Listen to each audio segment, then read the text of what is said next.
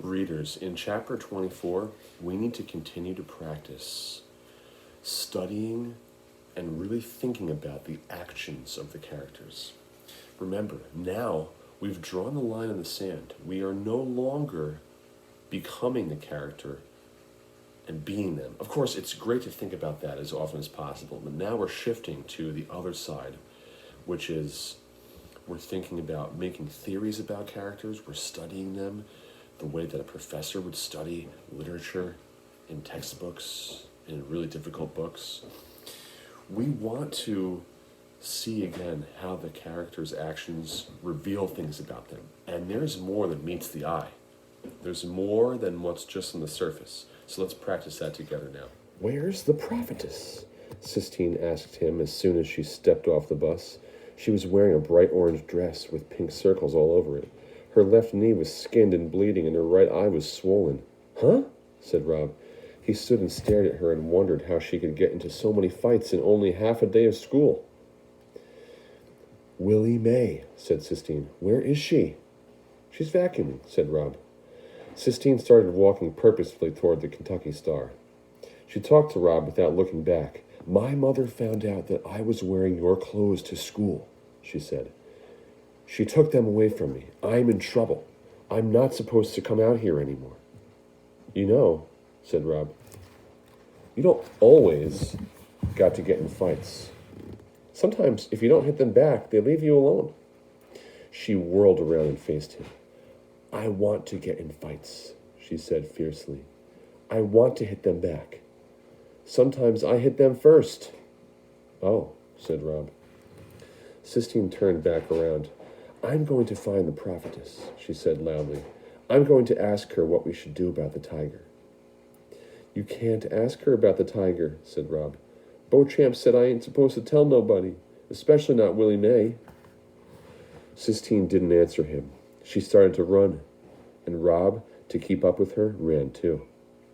They found Willie May vacuuming the shag carpet in room 203. Sistine went up behind her and tapped her on the back.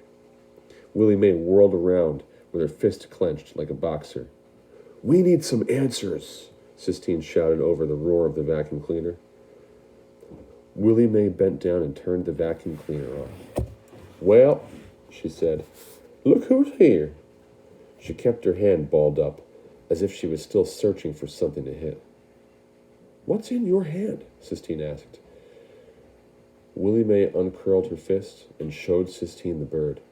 Oh, said Sistine, and Rob realized then why he liked Sistine so much. He liked her because when she saw something beautiful, the sound of her voice changed. All the words she uttered had an oof sound to them, as if she was getting punched in the stomach. The sound was in her voice when she talked about the Sistine Chapel and when she looked at the things he carved in wood.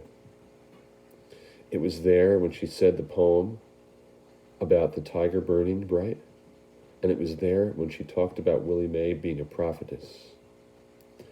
Her words sounded the way all those things made him feel, as if the world, the real world, had been punched through, so that he could see something wonderful and dazzling on the other side of it.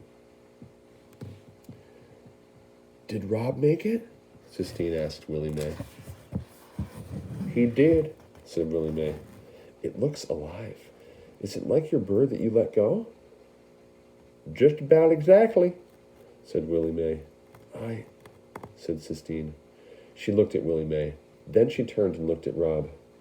She said, we need to ask you something. Ask on, said Willie May. If you knew about something that was locked up in a cage, something big and beautiful that was locked away unfairly for no good reason, and you had the keys to the cage, would you let it go? Willie May sat down on the bed. A cloud of dust rose up around her. Lord God, she said, what you two children got in a cage? It's a tiger, Rob said. He felt like he had to be the one who said it.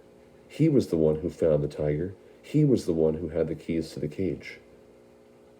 A what? Said Willie May. A tiger, said Sistine. Dude, Jesus, exclaimed Willie May. It's true. said Sistine. Willie Mae shook her head. She looked up at the ceiling. She let out her breath in a low, slow hiss of disapproval. All right, she said. Why don't you all show me where you got this tiger locked up in a cage?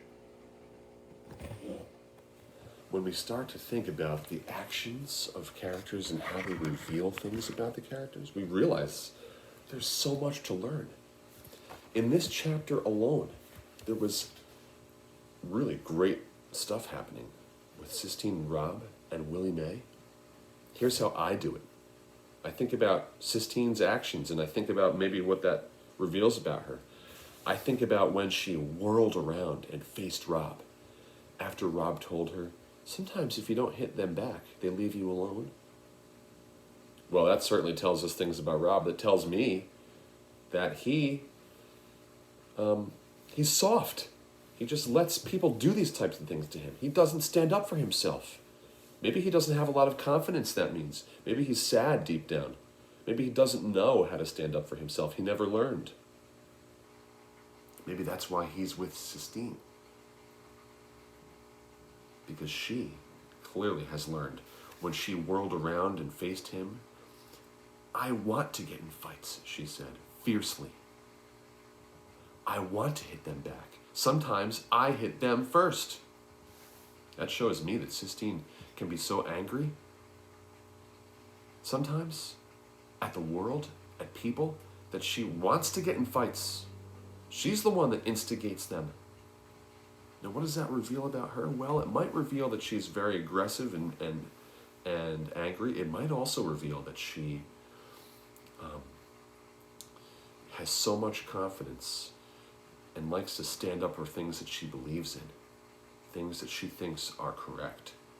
She doesn't like to see anybody wronged. She certainly will never allow anyone to wrong her, to do her dirty. She won't let any of that. See how this is how I do it. I'm thinking about how things that the characters do and say reveal some things about them. And then I think about Willie Mae. Willie Mae had her hand balled up, with her fist clenched like a boxer when she was vacuuming. But really, what was in her hand? The little wooden bird that Rob whittled for her.